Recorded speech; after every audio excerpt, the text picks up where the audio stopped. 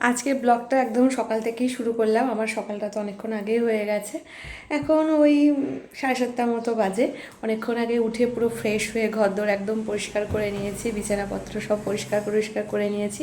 শাশুড়ি মায়ের এদিকে পুজো করাও হয়ে গেছে। এবার আমি নিচে যাব, নিচে গিয়ে চা করব। আর আমি কফিটা আজকে একটু দেরি করে খাবো, কারণ আমি সকালবেলায় আজকে বড় ঠাকুরের কাছে যাই, বাবার সাথে দেখা করে একটু ধূপকাঠি মোমবাতি জ্বালিয়ে আসি। তারপরে আমি 1 কাপ কফি নিয়ে বসি। সকাল থেকে ব্লগটা শুরু করলাম, কন্টিনিউ দেখতে থাকি। জলখাবারে আমি নিয়েছি রোজকার মতো ওই যে ব্ল্যাক কফি, চিড়ে ভাজা, আর এই যে বাদামটা দেখছো, এটা না সেদ্ধ করা বাদাম দিয়ে একটু নুন দিয়ে নাড়াচাড়া করা, মানে এই বাদামটা খেতে খুব ভালো।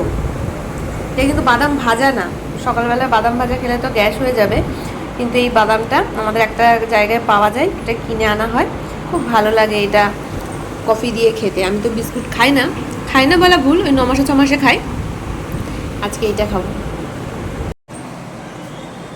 আজকে শনিবার, আজকে তো নিরামিষ হবে, সেজন্য কলাইয়ের ডাল করেছি, কলাইয়ের ডাল সেদ্ধ করেছি। আর এখানে এই যে মৌরি, আদা, কাঁচা লঙ্কা বেটে রেখেছি। আর এখানে ফোড়ন তো দেবই। আর আজকে আলু পোস্ত করব। আলু পোস্তটা সবাই বলে নাকি আমার হাতের খুব ভালো হয়, সেটা দেখাবো তোমাকে আমি কীভাবে করি। আর আজকে মেনু খুব সিম্পল, কলাইয়ের ডাল, বড়ি ভাজা, আলু পোস্ত, আর কিছু একটা মা হয়তো ভাতের সাথে সেদ্ধ দিয়ে দেবে। আজকে শনিবার নিরামিষ, আজকে এইসবই রান্নাবান্না হবে। কলাইয়ের ডালটা হয়ে এসছে, এবার নামিয়ে নেব, দিয়ে আমি আলু পোস্তটা এবার বসাবো।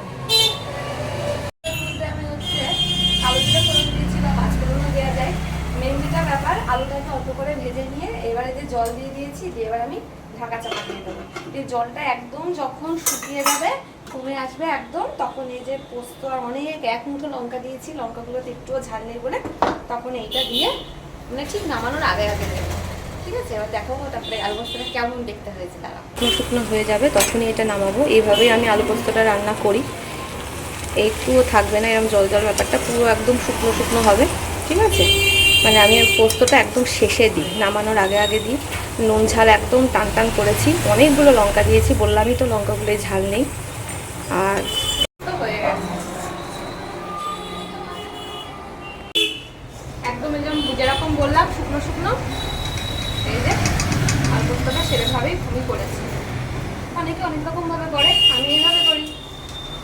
তো দেখতেই পারলে আমি আলু পোস্তটা ঠিক কীভাবে বানাই, এই রেসিপিটাই আজকে ব্লগে তোমাদের সাথে শেয়ার করলাম। রান্না বান্না হয়ে গেছে, এই যে জলের বোতল ভরে নিয়ে আমি ওপরে চলে আসছি। আমি মেপে জল খাই, মেপে আমি 4 লিটার জল খাই। এই যে আমার সব বোতল, রান্না করি আর জল খাই। আগে এই হ্যাবিটটা আমার ছিল না, কিন্তু এখন এই হ্যাবিটটা আমি করেছি, বোতল মেপে জল খাই।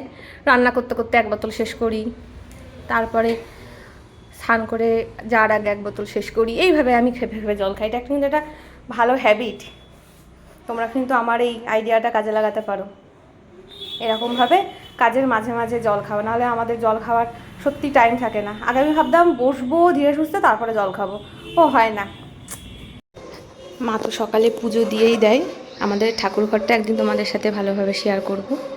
এমনিতে তো পুজোর ব্লগের সময় দেখাই, লোকনাথ পুজো, লক্ষ্মী পুজো। মা সকালবেলায় পুজো দিয়ে দেয়, সন্ধ্যাটা আমিই দিই।